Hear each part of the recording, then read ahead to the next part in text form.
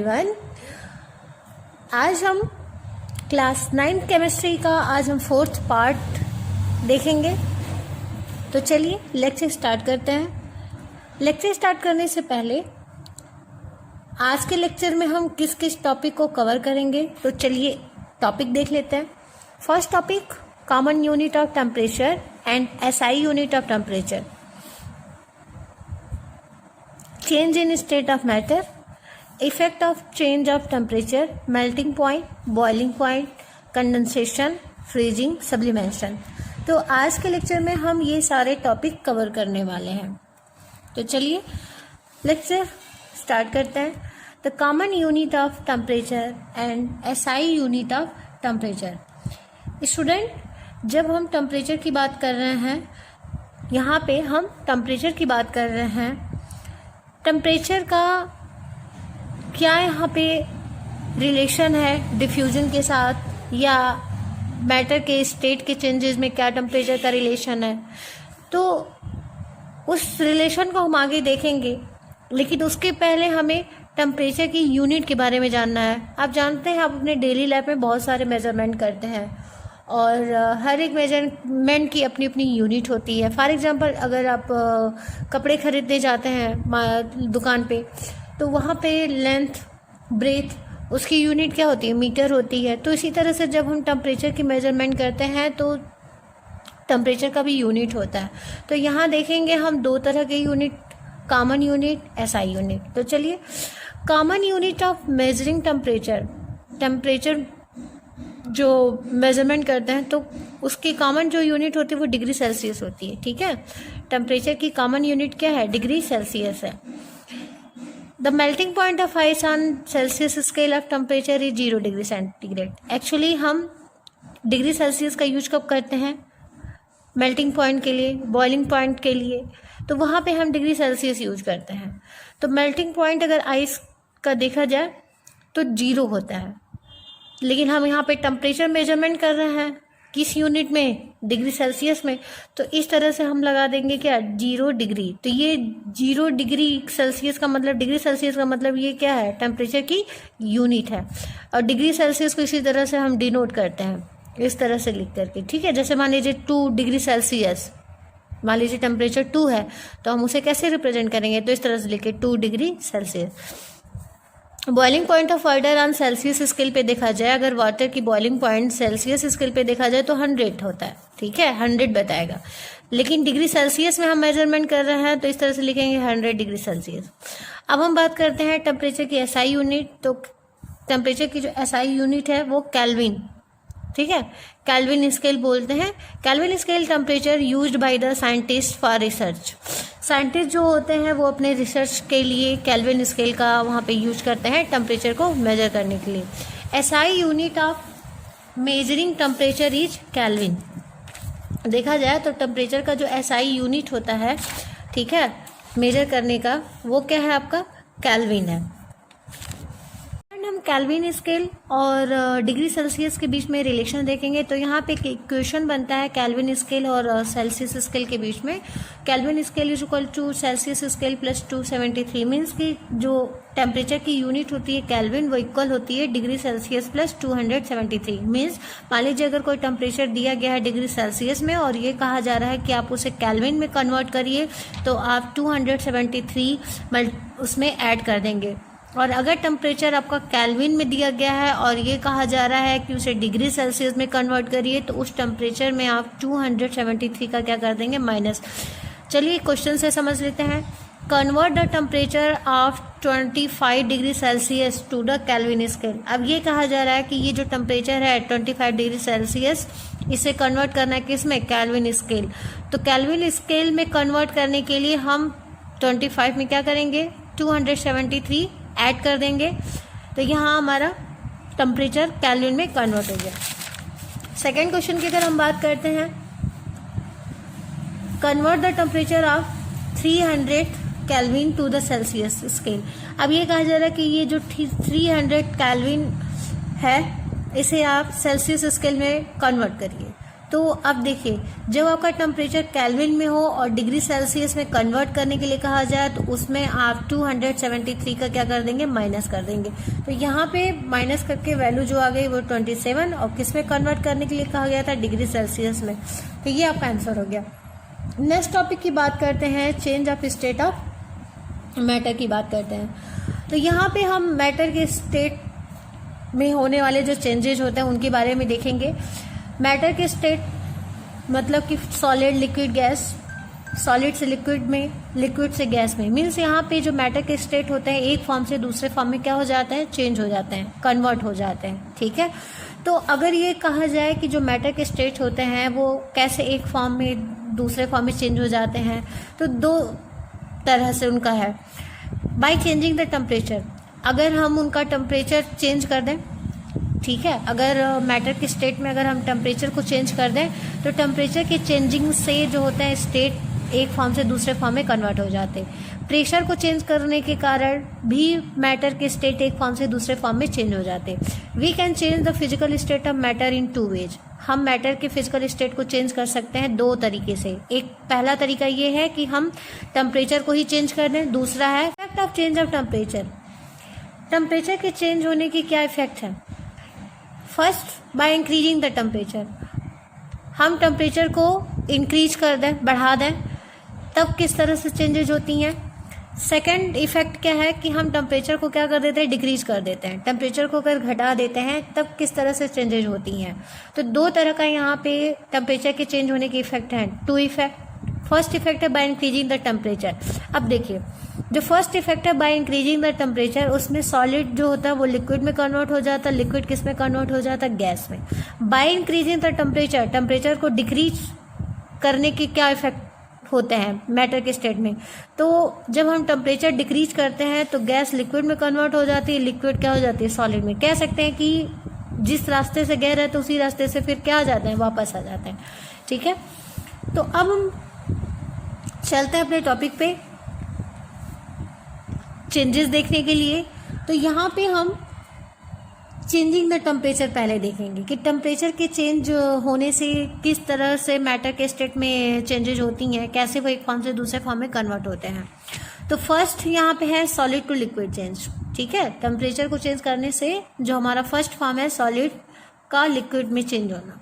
Solid और liquid में जो चेंज होते हैं, सॉलिड लिक्विड में जो चेंज होता है उसे हम क्या कहते हैं, मेल्टिंग। मीन्स कि मेल्टिंग क्या है, मेल्टिंग एक प्रोसेस है, वह प्रोसेस जिसमें सॉलिड सब्सटेंस चेंज हो जाते हैं, किस में, लिक्विड में। ठीक है, तो ये समझ में आ गया कि मेल्टिंग क्या है, मेल्टिंग प्रोसेस है, और इस प्रोसेस में सॉलिड सब्सटेंस जो होते हैं वो लिक्विड सब्सटेंस में क्या हो जाता है, कन्वर्ट हो जाते हैं। फॉर एग्जाम्पल अगर हम बात करें, हम आइस क्यूब ले लें, आइस क्यूब जो होते हैं वो सॉलिड होते हैं।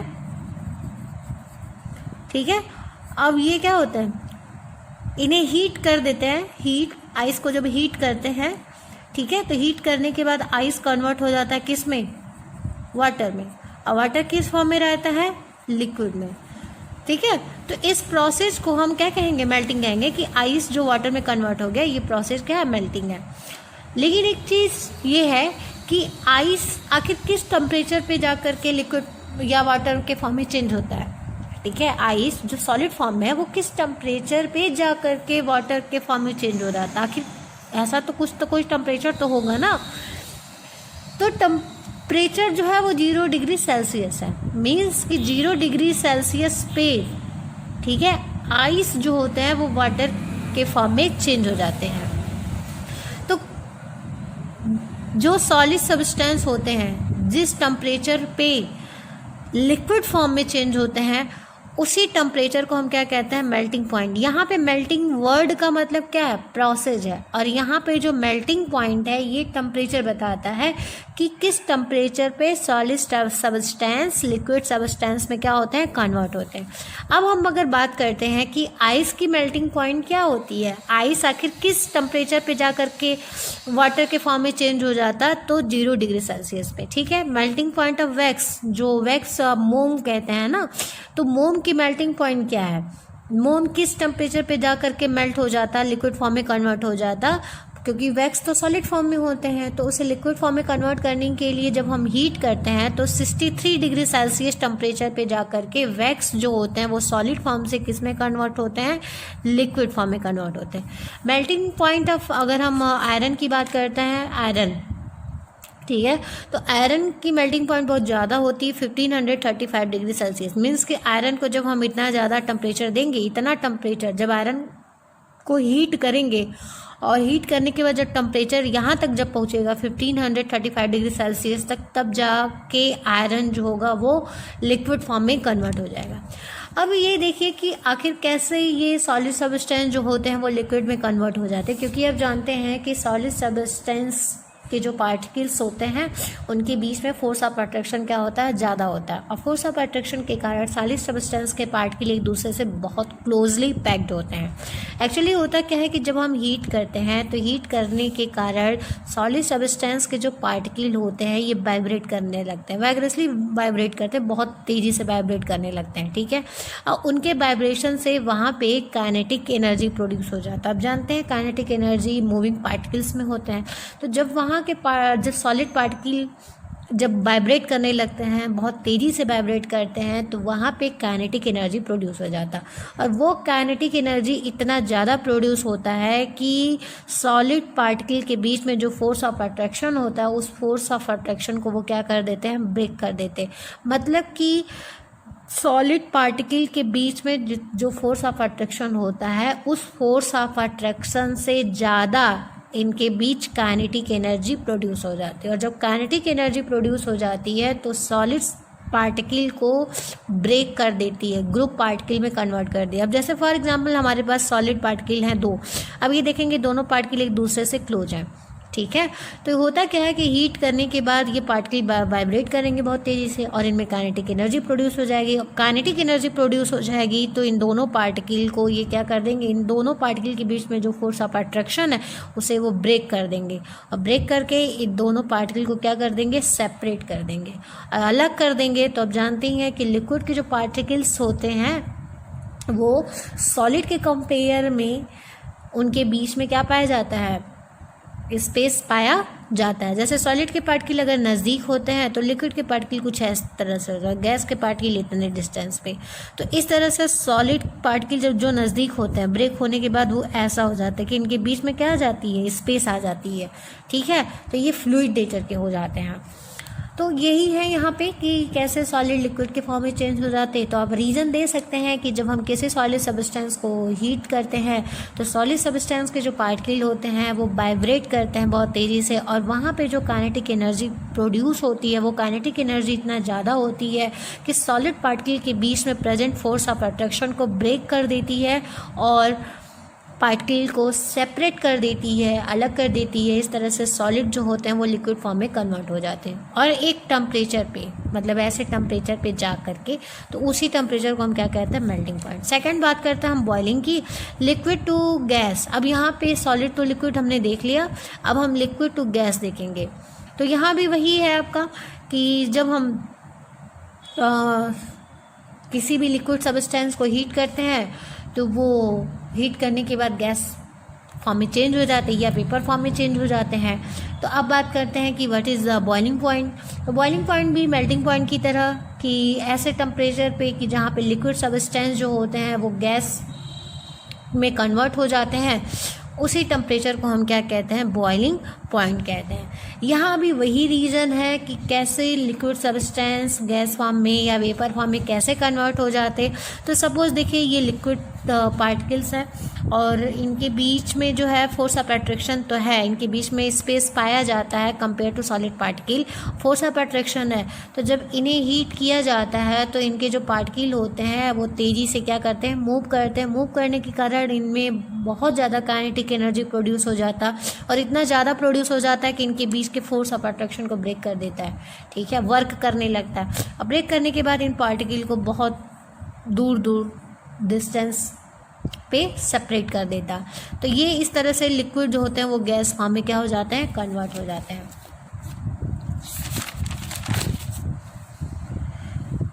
अब एग्जांपल देख लेंगे। Boiling point of alcohol, alcohol की जो बॉइलिंग पॉइंट है वो 78 डिग्री सेंटीग्रेड है। बॉइलिंग पॉइंट ऑफ वाटर जो है 100 डिग्री सेंटीग्रेड है। अब बात करते हैं कि बॉइलिंग पॉइंट जो है वो इतना है। एक्चुअली होता क्या है कि देखिए, जिस मैटर के स्टेट में चाहे सॉलिड हो और चाहे लिक्विड हो, उनके बीच में जितना फोर्स ऑफ अट्रैक्शन ज़्यादा होता है उतना ही ज़्यादा एनर्जी या हीट लगती है उन्हें एक स्टेट से दूसरे स्टेट में कन्वर्ट करने के लिए। मीन्स आपने आयरन की बात की ना, आयरन का आपने मेल्टिंग पॉइंट देखा 1535 डिग्री सेंटीग्रेड, क्यों इतना ज़्यादा ही है। वहीं पे आइस आपका जो है उसका 0 डिग्री सेंटीग्रेड है, कम है उसका मेल्टिंग पॉइंट। आयरन का इतना ज़्यादा क्यों है? क्योंकि आयरन के पार्टिकल्स एक दूसरे से इतना ज़्यादा क्लोज है कि उनके पार्टिकल के बीच में फोर्स ऑफ अट्रैक्शन जो है वो आइस के पार्टिकल के कंपेयर में क्या है, ज़्यादा है। और उस फोर्स ऑफ अट्रैक्शन को ख़त्म करने के लिए हमें बहुत ज़्यादा क्या करना पड़ता है, हीट देना पड़ता है। मीन्स टेम्परेचर को बहुत ज़्यादा इंक्रीज करना पड़ता है। तो जब टेम्परेचर इंक्रीज होकर जब यहाँ तक पहुँचेगा 1535 तक, तब जाके आयरन्स के पार्ट जो आयरन होंगे वो सॉलिड फॉर्म से एक लिक्विड फॉर्म में क्या हो जाएंगे, कन्वर्ट हो जाएंगे। ठीक है। अब बात करते हैं कंडेंसेशन। तो देखिए यहाँ में हमने एक चीज़ तो देख लिया कि सॉलिड से लिक्विड में, तो इसे हम मेल्टिंग कहते हैं।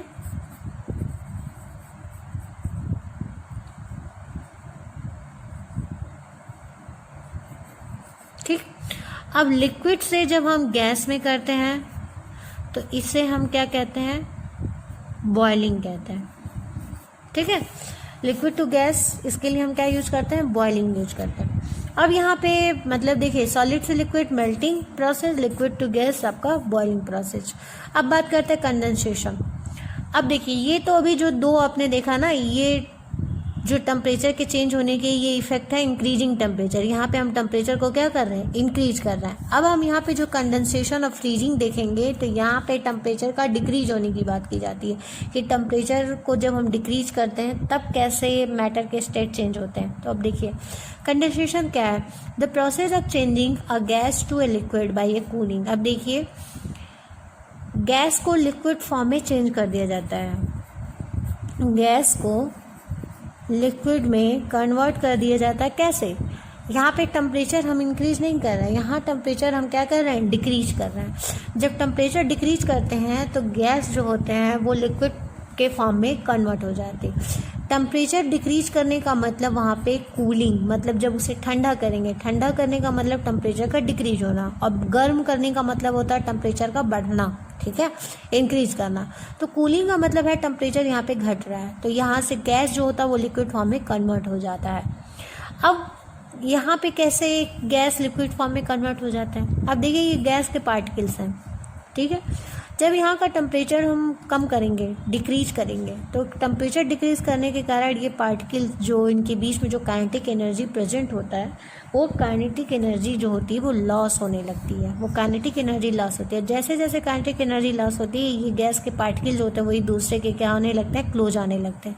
और जब ये एक दूसरे के क्लोज आ जाते हैं तो लिक्विड में कन्वर्ट हो जाते हैं। तो इस प्रोसेस को हम क्या कहते हैं, कंडेंसेशन कहते हैं। नेक्स्ट बात करते हैं फ्रीजिंग का। सेम वही है, इस प्रोसेस में लिक्विड को कन्वर्ट कर दिया जाता है किसमें, सॉलिड में, और इस प्रोसेस को हम क्या कहते हैं, फ्रीजिंग। फ्रीजिंग को हम सॉलिडिफिकेशन के नाम से भी जानते हैं। इसमें भी वही है, जो लिक्विड के पार्टिकल होते हैं वो इतने डिस्टेंस पे होते हैं, और जब टेम्परेचर हम घटाएंगे, डिक्रीज करेंगे, तो ये इनके बीच में जो काइनेटिक एनर्जी प्रेजेंट होता है वो काइनेटिक एनर्जी क्या होगी, लॉस होगी। काइनेटिक एनर्जी लॉस होने के कारण ये पार्टिकल फिर एक दूसरे के क्लोज हो जाते हैं।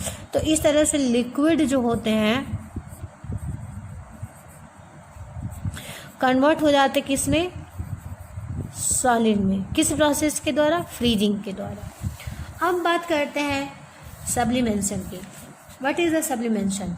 देखिए, अभी तक तो आपने देखा कि सॉलिड जो होते हैं वो लिक्विड में कन्वर्ट होते हैं, लिक्विड से गैस में। लेकिन कुछ कुछ ऐसे भी सब्सटेंसेज हैं कि जो डायरेक्ट सॉलिड से किस फॉर्म में चेंज हो जाते हैं, वेपर फॉर्म में चेंज हो जाते हैं। ठीक है, डायरेक्ट वो गैस फॉर्म में आ जाते हैं, सॉलिड से गैस फॉर्म में। तो इसी प्रोसेस को हम सब्लिमेशन कहते हैं। कुछ सब्सटेंसेज ऐसे हैं कि जब उन्हें हीट किया जाता है तो वो तुरंत गैस फॉर्म में कन्वर्ट हो जाते हैं। The changing of a solid directly into vapour, ठीक है, चेंजिंग जिसमें सॉलिड जो होता है वो डायरेक्ट किस फॉर्म में कन्वर्ट हो जाते हैं, वेपर फॉर्म में, जब उन्हें हीट करते हैं तो इसी को हम क्या कहते हैं, सब्लिमेशन कहते हैं। And vapour into solid on cooling is known as the क्या, sublimation. The changing of a solid directly into vapour या heating and of vapour into solid on cooling is known as sublimation. तो यहाँ पे देखिए solid vapour में convert होता तो भी सब्लिमेशन है, अब वेपर कूल करते हैं तो वो सॉलिड में कन्वर्ट हो जाता है। समझ रहे हैं बात? जब हम यहाँ पे हीट करेंगे तो सॉलिड जो होते हैं वो कन्वर्ट हो जाते हैं किस में, वेपर में। अब फिर जब हम टेम्परेचर घटा देते हैं मतलब कूलिंग, तो फिर अगेन वेपर कन्वर्ट हो जाते किस में, सॉलिड। तो हम इस प्रोसेस को क्या कहते हैं, सब्लिमेशन। तो सब्लिमेशन मतलब किस टाइप के सब्सटेंसेस में होते हैं, कम्फर, ठीक है, कम्फर होते हैं। तो इस तरह से कम्फर वगैरह हो गए हैं जिनमें ही आपके पाए जाते हैं सब्लिमेशन प्रोसेस, जिसमें आपका क्या करता है, अकर करता है। और भी बहुत सारे ऐसे सब्सटेंसेज हैं कि जिसमें सब्लिमेशन प्रोसेस आपका अकर करता है। अमोनियम क्लोराइड हो गया, आयोडीन हो गया, नेफ्थलीन हो गया, नेफ्थलीन बॉल आपने देखा है। तो अब आपका सब्लिमेशन टॉपिक भी आपका कवर हो गया। नेक्स्ट एक लेक्चर और बचा है आपका, सिलेबस कह रहा है फर्स्ट चैप्टर आपका कंप्लीट हो जाएगा। स्टूडेंट, अगर आपको मेरा लेक्चर पसंद आया तो आप मेरे वीडियो को लाइक कर दीजिएगा और कमेंट बॉक्स में मुझे कमेंट करके बता दीजिएगा।